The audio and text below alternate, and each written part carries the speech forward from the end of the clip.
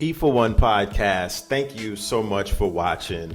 I am Anthony AP, and it's essential that you do two quick things. Make sure you like this vid, but also subscribe to the channel and check out some of the older content and other content I offer on this channel as well. Pretty dope content. I got some pretty good stuff on this channel. Why has REDMAN fallen off musically?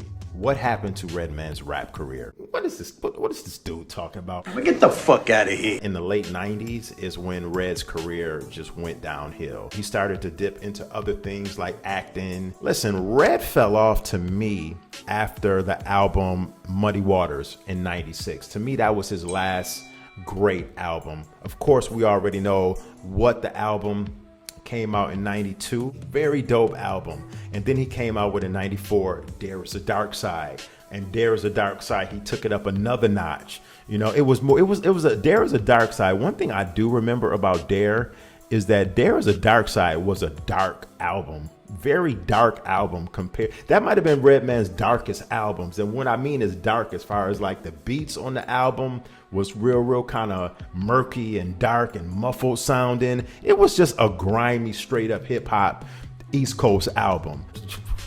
Flames. Muddy Waters, Just Do What You Feel and I'ma Follow the Meth joint. It had the soup. I was walking through the sky.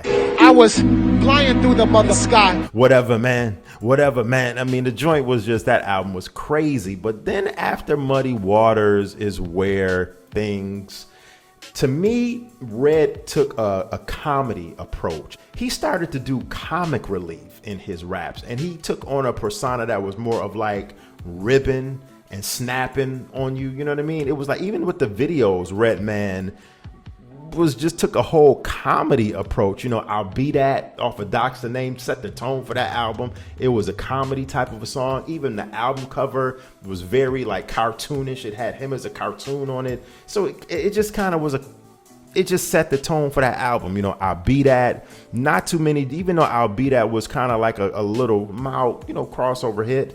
I can't think of too many other joints that on that album. After that, it was like Blackout. He had with Red and Meth collaborative album, dope album. But then that's when Malpractice comes out, and he comes out with Let's Get Dirty. And I think Christina Aguilera, her fine ass. Didn't Christina Aguilera sample Let's Get Dirty and come out with her own version of that? But Let's Get Dirty was like the club joint. So that was kind of like a little crossover joint. Red Going Wild, the album 2007. Nothing really gravitated me towards that. Blackout 2 with Meth was cool. Blackout 2 was aight, you know, and then Reggie in 2010 and Mudface in 2015 was his final album like 8 years ago. And we still been waiting on Muddy Waters 2 that Red been promising us for like the last 10 years that haven't came out yet. So I don't know. I'm just saying I wish Red would just get back to the more serious side of his raps instead of the comedy relief. Let me know. Give me some interaction. Am I bugging? I mean, I'm not saying Red was whack. Never did I say that. So don't try to twist my words here. Never said Red is whack. Never said Red. I just think that he's fallen off and not, you know, of course, at his peak anymore musically, but in his production, it just hasn't been dope since, to me, Muddy Waters. I'm sorry. Like, try to convince me that I'm wrong. You know, I know we all love Red and what he's done, but I mean, he came out with a certified banging album from beginning to end in damn near 25 years.